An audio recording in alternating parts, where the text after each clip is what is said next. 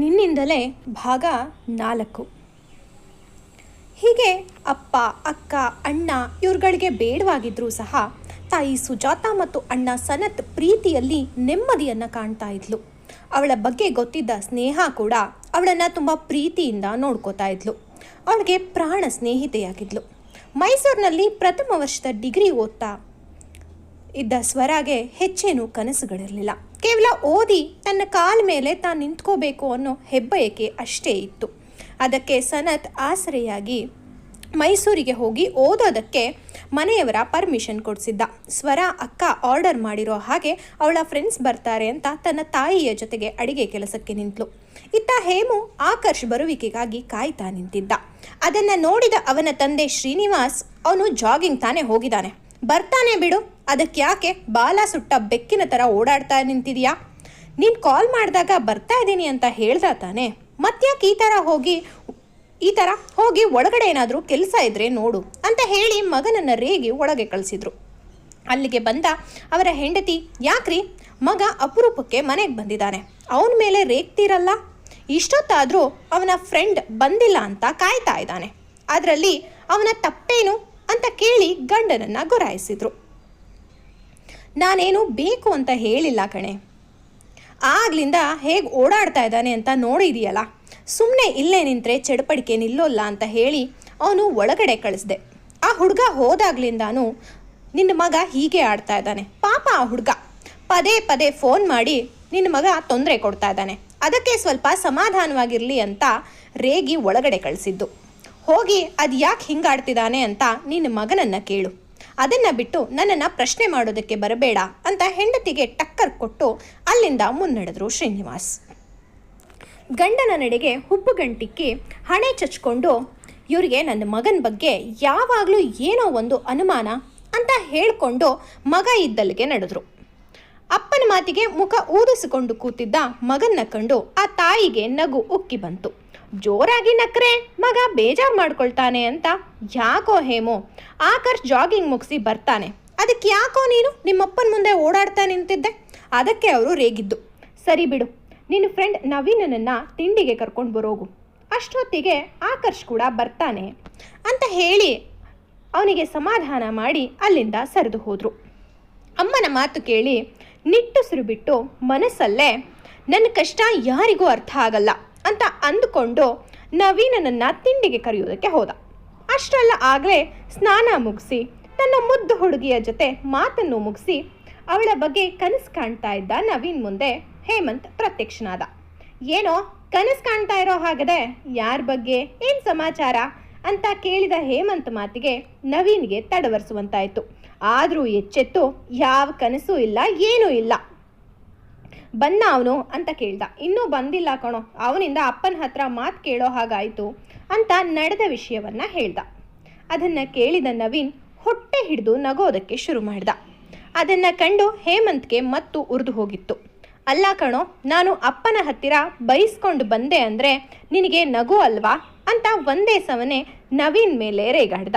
ನವೀನ್ ತನ್ನ ನಗುವನ್ನು ತಹಬದಿಗೆ ತರ್ತಾ, ಅಲ್ಲ ಕಣೋ, ನಗದೆ ಇನ್ನೇನು ಮಾಡಲಿ, ಅವನು ಜಾಗಿಂಗ್ ಹೋಗಿದ್ದಾನೆ ಅಂದಮೇಲೆ ಬರೋವರೆಗೂ ಕಾಯೋದು ಬಿಟ್ಟು ನೀನು ಯಾವುದೋ ದೊಡ್ಡ ಕೆಲಸ ಇರೋರ ಥರ ಹಾಗೆ ಓಡಾಡಿದರೆ ಅಂಕಲ್ ಮಾತ್ರನೇ ಅಲ್ಲಪ್ಪ, ನಾನೇ ಆ ಜಾಗದಲ್ಲಿದ್ದಿದ್ರು ಬೈತಾ ಇದ್ದೆ ಅಂತ ಹೇಳಿ ಮತ್ತೆ ನಗುವುದಕ್ಕೆ ಶುರು ಮಾಡ್ದ. ಸುಮ್ಮನೆ ಇರೋ, ನೀನು ನಂದು ಹೇಳಿಲ್ವಾ ಬೇಗ ರೆಡಿಯಾಗು ಊರು ಸುತ್ತಿ ಬರೋಣ ಅಂತ, ಅದಕ್ಕೋಸ್ಕರ ಅಷ್ಟೇ ಕಾಯ್ತಾ ಇದ್ದೆ. ಅದಕ್ಕೆ ಅವ್ರು ಆ ಥರ ರೇಗಾಡಿದ್ರೆ ನನಗೆ ಬೇಜಾರಾಗಲ್ವಾ? ನಿನಗೆ ನಮ್ಮಪ್ಪ ಬೈದರು ಅಂತ ಖುಷಿ ಅಲ್ವಾ? ಪಾಪಿ ಫ್ರೆಂಡ್ ಕಣೋ ನೀನು ಅಂತ ಹೇಳಿ ಅವನಿಗೆ ಹೊಡೆಯೋದಕ್ಕೆ ಶುರು ಮಾಡ್ದ.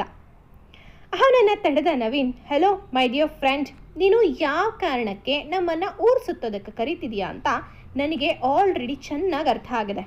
ನನ್ನ ಕಿವಿನಲ್ಲಿ ನೀನು ಕಾಲಿಫ್ಲವರ್ ಇಡೋದಕ್ಕೆ ಬರಬೇಡ, ನೀನು ಹುಡುಗಿ ನೋಡೋದಕ್ಕೆ ನಾವು ನೆಪ ಅಷ್ಟೇ ಅಂತ ನನಗೆ ಗೊತ್ತು. ಸರಿ, ಅವನು ಬರಲಿ, ಹೋಗೋಣ ಅಂತ ಹೇಳಿ ಕಣ್ಣು ಹೊಡೆದ. ಅವನ ಮಾತು ಕೇಳಿ ಹೇಮಂತಿಗೆ ಉಸಿರು ಸಿಕ್ಕಾಕೊಂಡಂಗಾಯಿತು. ಈ ವಿಷಯ ಅವನು ಯಾರಿಗೂ ಹೇಳಿರಲಿಲ್ಲ, ಯಾರಿಗೂ ಗೊತ್ತಿಲ್ಲ ಅಂತಾನೆ ಅಂದ್ಕೊಂಡಿದ್ದ. ಆದರೆ ತನ್ನ ಫ್ರೆಂಡ್ ಇಷ್ಟು ಕರಾರುವಕ್ಕಾಗಿ ಅವನ ಹುಡುಗಿಯ ಬಗ್ಗೆ ಹೇಳಬೇಕಾದ್ರೆ ಅವನಿಗೆ ಗಾಬರಿಯಾಗಿತ್ತು. ಅದೇ ಟೆನ್ಷನ್ ಫೇಸ್ನಲ್ಲಿ ನವೀನ್ ಮುಖ ನೋಡ್ತಾ, ಹೇ ಏನೋ ಹೇಳ್ತಾ ಇದೆಯಾ ಅಂತ ಕೇಳ್ದ. ಆಗ ನವೀನ್ ಬೆಕ್ಕು ಕಣ್ಣು ಮುಚ್ಚಿ ಹಾಲು ಕುಡಿದ್ರೆ ಪ್ರಪಂಚಕ್ಕೆ ಗೊತ್ತಾಗಲ್ಲ ಅಂತ ಅಂದ್ಕೊಳ್ಳುತ್ತೆ. ಆದರೆ ಇಡೀ ಪ್ರಪಂಚ ಅದನ್ನು ನೋಡ್ತಾ ಇರುತ್ತೆ ಅನ್ನೋದು ಅದರ ಅರಿವಿಗೆ ಬರಲ್ಲ ಅಷ್ಟೇ ಅಂತ ಹೇಳಿ ಹೇಮಂತ್ ಸೀಕ್ರೆಟ್ ಡೈರಿಯನ್ನು ಅವನ ಮುಂದೆ ಹಿಡ್ದ. ಅದನ್ನು ನೋಡಿ ಅವನಿಗೆ ಮತ್ತಷ್ಟು ಗಾಬರಿಯಾಗಿತ್ತು. ಅವನ ಗಾಬರಿ ಮುಖವನ್ನು ನೋಡಿ, ಹೆದರಬೇಡ ಕಣೋ, ನಾನು ಈ ಡೈರಿನ ಬೇಕು ಅಂತ ಓದಲಿಲ್ಲ, ಆಕಸ್ಮಿಕವಾಗಿ ಕಣ್ಣಿಗೆ ಬಿತ್ತು, ಕ್ಯೂರಿಯಾಸಿಟಿಗೆ ಓದಿದ್ದು. ನೀನು ನನ್ನ ಫ್ರೆಂಡ್, ಇನ್ಫ್ಯಾಕ್ಟ್ ನಾವು ಬೆಸ್ಟ್ ಫ್ರೆಂಡ್ಸ್. ನೀನು ಲವ್ ಮಾಡ್ತಿರೋ ವಿಷಯನ ನನ್ನ ಹತ್ರ ಮುಚ್ಚಿಡೋ ಅನಿವಾರ್ಯ ಏನಿತ್ತು? ನನಗಾದರೆ ಪರವಾಗಿಲ್ಲಪ್ಪ, ಆಕರ್ಷ್ಗೆ ಗೊತ್ತಾದರೆ ಅದೆಷ್ಟು ಬೇಜಾರು ಮಾಡ್ಕೋತಾನೆ ಗೊತ್ತಾ ಅಂತ ದೊಡ್ಡ ಮೇಧಾವಿ ಥರ ಲೆಕ್ಚರ್ ಕೊಟ್ಟ.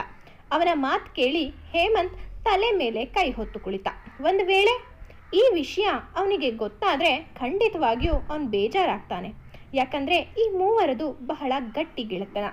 3 ದೇಹ ಆದರೂ ಪ್ರಾಣ ಒಂದೇ ಇತ್ತು. ಈ ಥರ ಇರೋ ಇವರ ಸ್ನೇಹಕ್ಕೆ ಒಂದೇ ಒಂದು ಕಪ್ಪು ಚುಕ್ಕೆ ಇರಲಿಲ್ಲ. ಇವಾಗ ಲವ್ ಅನ್ನೋ ವಿಷಯ ಅವರ ಮಧ್ಯೆ ಬಿರುಕು ತರುವುದು ಯಾರಿಗೂ ಇಷ್ಟ ಇರಲಿಲ್ಲ. ಹಾಗಾಗಿ ಹೇಮಂತ್ ದಿಗಿಲಿಗೆ ಬಿದ್ದ. ಅವನನ್ನು ಸಮಾಧಾನ ಮಾಡೋ ಹಾಗೆ, ಹೆದರಬೇಡ ಕಣೋ, ಅವನು ಬಂದ ಮೇಲೆ ಇರೋ ವಿಷಯನ ಹೇಳು, ಅವನು ಕೂಲಾಗಿ ತಗೋತಾನೆ. ಅದನ್ನು ಬಿಟ್ಟು ನೀನೂ ಹೆದರಿ ನನಗೂ ಹೆದರಿಸ್ಬೇಡ ಮಾರಾಯ ಅಂತ ಹೇಳ್ದ.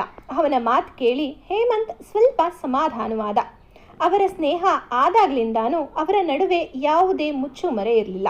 ಎಲ್ಲವನ್ನ ಹಂಚ್ಕೊಳ್ತಾ ಇದ್ರು. ಆದರೆ ಪ್ರೀತಿ ಅನ್ನೋ ವಿಷಯ ಮಾತ್ರ ಎಲ್ಲರ ನಡುವೆ ಸೀಕ್ರೆಟ್ ಆಗುತ್ತೋ. ಹೇಮಂತ್ಗೆ ದೊಡ್ಡ ಮೇಧಾವಿ ಥರ ಲೆಕ್ಚರ್ ಕೊಡ್ತಾ ಇರೋ ಶ್ರೀಮಾನ್ ನವೀನ್ ಅವರು ಕೂಡ ಲವ್ ಮಾಡ್ತಾ ಇದ್ರು. ಆದರೆ ಆ ವಿಷಯ ಇವರಿಬ್ಬರಿಗೂ ಇನ್ನೂ ಹೇಳಿಲ್ಲ. ಹೇಳೋ ಸಂದರ್ಭ ಬಂದಾಗ ಎದುರಿಸೋದು ಹೇಗೆ ಅಂತ ಮನಸ್ಸಿನಲ್ಲೇ ಭಯ ಇದ್ದರೂ ಎದುರಿಗೆ ಈಗ ಹೇಮಂತ್ಗೆ ಲೆಕ್ಚರ್ ಕೊಡ್ತಾ ಇದ್ದ. ಹೇಮಂತ್ ಕೂಡ ಸರಿ ಕಣೋ, ಅವನು ಬರಲಿ, ವಿಷಯ ಹೇಳ್ತೀನಿ, ಆದರೆ ಈಗ ಬೇಗ ಹೊರಡಬೇಕು, ನನಗೆ ಅವಳನ್ನು ನೋಡಿಲ್ಲ ಅಂದರೆ ಸಮಾಧಾನ ಆಗಲ್ಲ, ಪ್ಲೀಸ್ ಬೇಗ ರೆಡಿ ಆಗು ಅಂದ. ನಾನು ರೆಡಿಯಾಗಿ ಯಾವ ಕಾಲ ಆಯಿತು, ತಿಂಡಿ ತಿಂದು ಹೊರಡೋದಷ್ಟೇ ಬಾಕಿ, ಅವನು ಬರಲಿ ಅಂತ ಹೇಳಿ ಇಬ್ಬರು ಮಾತಾಡ್ತಾ ಕೂತಿದ್ರು. ಅಷ್ಟರಲ್ಲಿ ತನ್ನ ಚಿಟ್ಟೆಯ ಗುಂಗಿನಿಂದ ಹೊರಗೆ ಬರಲಾರ್ದೇ ಇದ್ರೂ ಮನೆ ಕಡೆಗೆ ಹೊರಟಿದ್ದ ಆಕರ್ಷ್ ಅಲ್ಲಿಗೆ ಬಂದಿದ್ದ. ಅವನನ್ನು ನೋಡಿ, ಅಲ್ಲ ಕಣೋ, ಜಾಗಿಂಗ್ ಮಾಡೋದಕ್ಕೆ ಹೋಗಿದ್ದ ಇಲ್ಲ ಅಲ್ಲೇ ಮಲಗೋದಕ್ಕೆ ಹೋಗಿದ್ಯಾ? ಸರಿ ಬೇಗ ಸ್ನಾನ ಮಾಡಿ ಬಾ, ಅಮ್ಮ ತಿಂಡಿಗೆ ಕಾಯ್ತಾ ಇದ್ದಾರೆ ಅಂತ ಹೇಳಿ ಅವನನ್ನು ಸ್ನಾನಕ್ಕೆ ಹೊರಡಿಸ್ದ. ಆಕರ್ಷ್ ಬಾಯಿಂದ ಒಂದೇ ಒಂದು ಮಾತು ಬರೋದಕ್ಕೂ ಬಿಡ್ತಾ ಇರಲಿಲ್ಲ ಪುಣ್ಯಾತ್ಮ ಹೇಮಂತ್. ಅಷ್ಟು ಆತರ ಇತ್ತು ಅವನನ್ನು ಹೊರಡಿಸೋದಕ್ಕೆ. ಆಕರ್ಷ್ ಕೂಡ ಏನೂ ಮಾತಾಡದೆ 5 ಮಿನಿಟ್ಸ್ ಅಂತ ಸನ್ನೆಯಲ್ಲಿ ಹೇಳಿ ಸ್ನಾನ ಮಾಡಲಿಕ್ಕೆ ಹೊರಟ. ಸ್ನಾನಕ್ಕೆ ಹೋಗಿದ್ರೆ ಸ್ನೇಹಿತರಿಬ್ಬರು ಮುಖ ನೋಡಿಕೊಂಡು ನಿಟ್ಟುಸಿರೊಂದನ್ನು ಬಿಟ್ಟರು. ಸ್ನಾನ ಮಾಡಿ ಬಂದ ಆಕರ್ಷ್ ರೆಡಿಯಾಗಿ ಸ್ನೇಹಿತರ ಜೊತೆಗೆ ತಿಂಡಿಗೆ ಕೂತ. ಹೇಮಂತ್ ತಾಯಿ ಸಂಭ್ರಮದಿಂದ ಮಕ್ಕಳಿಗೆ ತಿಂಡಿ ಬಡಿಸಿದ್ರು. ತಾಯಿಯ ಸಂಭ್ರಮವನ್ನು ನೋಡಿ ಹೇಮಂತ್ ಮೆಲುವಾಗಿ ನಕ್ಕ. ಯಾಕೋ ನಗ್ತಾ ಇದೀಯಾ? ಮಕ್ಕಳು ಮನೆಗೆ ಬಂದರೆ ಅದೆಷ್ಟು ಸಂತೋಷ ಆಗತ್ತೆ ಗೊತ್ತಾ? ನೀನು ಕೆಲಸ ಓದು ಅಂತ ಹೊರಗಡೆನೇ ಇರ್ತೀಯ, ನಿನಗೆಲ್ಲಿ ಗೊತ್ತಾಗಬೇಕು ತಾಯಿಯ ಸಂಕಟ? ಮಗ ಮನೆಗೆ ಬಂದರೆ ಅದೆಷ್ಟು ಸಂತೋಷ ಆಗುತ್ತಾ? ಇತ್ತೀಚೆಗೆ ತಿಂಗಳಿಗೊಮ್ಮೆ ಬರೋದನ್ನು ನೀನು ಕಡಿಮೆ ಮಾಡಿದೀಯಾ ಅಂತ ಬೇಸರದಿಂದ ಹೇಳಿದರು. ಅವರ ಬೇಜಾರನ್ನು ಕಂಡು ಹೇಮಂತ್ ಕೂಡ ಮುಖ ಬಾಡಿಸ್ದ. ಅವನಿಗೆ ಇತ್ತೀಚೆಗೆ ತಾನು ಊರಿಗೆ ಬರೋದಕ್ಕೆ ಆಗದೆ ಇರೋದು ಬೇಸರ ತರಿಸಿತ್ತು. ಸಾರಿ ಅಮ್ಮ, ಇನ್ಮೇಲೆ ಆದಷ್ಟು ಬರೋದಕ್ಕೆ ಪ್ರಯತ್ನ ಮಾಡ್ತೀನಿ ಅಂದ. ಸರಿ ನೋಡ್ತೀನಿ, ಪ್ರತಿ ಸಲನೂ ಇದೇ ಮಾತು ಹೇಳ್ತೀಯ, ಆದರೆ ಮಾಡೋದೇ ಮಾಡ್ತೀಯ. ಬೇಗ ತಿಂಡಿ ತಿನ್ನಿ ದೇವಸ್ಥಾನಕ್ಕೆ ಹೋಗಬೇಕು ಅಂದ್ರಲ್ಲ, ಹೋಗಿ ಬರೋವ್ರಂತೆ. ನಿಮ್ಮಪ್ಪ ತುಂಬ ಜನಕ್ಕೆ ಹೇಳಿದ್ದೀನಿ ಅಂತಿದ್ರು, ನಾನು ಅಡಿಗೆ ಏನಾಗ್ತಿದೆ ಅಂತ ನೋಡ್ತೀನಿ ಅಂತ ಹೇಳಿ ಅವರೆಲ್ಲರಿಗೂ ತಿಂಡಿ ಕೊಟ್ಟು ಅಡಿಗೆ ನಡೀತಿದ್ದ ಕಡೆಗೆ ಹೊರಟರು. ಹೋಗಿದ್ದು ನೋಡಿ ಆಕರ್ಷ್, ಯಾಕೋ ಅಮ್ಮನಿಗೆ ಬೇಜಾರು ಮಾಡ್ತೀಯಾ? ಕೆಲಸ ಯಾವಾಗಲೂ ಇದ್ದಿದ್ದೆ, ಇನ್ಮೇಲೆ ಅಟ್ಲೀಸ್ಟ್ 15 ಡೇಸ್ ಒನ್ಸ್ ಮನೆಗೆ ಬರೋದಕ್ಕೆ ಟ್ರೈ ಮಾಡು. ನಿನ್ನನ್ನು ಆಫೀಸ್ನಲ್ಲಿದ್ದು ಕೆಲಸ ಮಾಡು ಅನ್ನೋರು ಯಾರೂ ಇಲ್ಲ ಅಂದ. ಸರಿ ಕಣೋ, ಟ್ರೈ ಮಾಡ್ತೀನಿ ಅಂತ ಹೇಳಿ 3 ಜನ ತಿಂಡಿ ಮುಗಿಸಿ ಊರು ಸುತ್ತೋಕೆ ಹೊರಟರು. ಹಾಗಾದರೆ ಆಕರ್ಷ್ ಚಿಟ್ಟೆ ಬಗ್ಗೆ ಹೇಳ್ತಾನ? ಹೇಮಂತ್ ತನ್ನ ಮನಸ್ಸಿನಲ್ಲಿ ಇರೋ ಹುಡುಗಿ ಬಗ್ಗೆ ತನ್ನ ಫ್ರೆಂಡ್ಗೆ ಹೇಳ್ತಾನ? ನವೀನ್ ಕೂಡ ಅವನ ಲವ್ ಸ್ಟೋರಿನ ಶೇರ್ ಮಾಡ್ಕೊಳ್ತಾನ? ಏನೇನಾಗತ್ತೆ ಅಂತ ಹೇಳಿ ಮುಂದೆ ನೋಡೋಣ. ಫ್ರೆಂಡ್ಸ್, ನಿನ್ನಿಂದಲೇ ಕತೆ 4ನೇ ಎಪಿಸೋಡ್ ಅಪ್ಲೋಡ್ ಮಾಡಿದ್ದೀನಿ. ಹೇಗೆ ಕತೆ ಬರ್ತಾ ಇದೆ ಅಂತ ಹೇಳಿ ಕಮೆಂಟ್ ಮಾಡಿ, ಆ್ಯಂಡ್ ನಿಮ್ಮ ಫ್ರೆಂಡ್ಸ್ಗೆ ಕೂಡ ಕತೆಯನ್ನು ಶೇರ್ ಮಾಡಿ. ಇಷ್ಟ ಆಯಿತು ಅಂತಂದರೆ ಲೈಕ್ ಕೊಡೋದನ್ನು ಮರಿಬೇಡಿ. Thank you.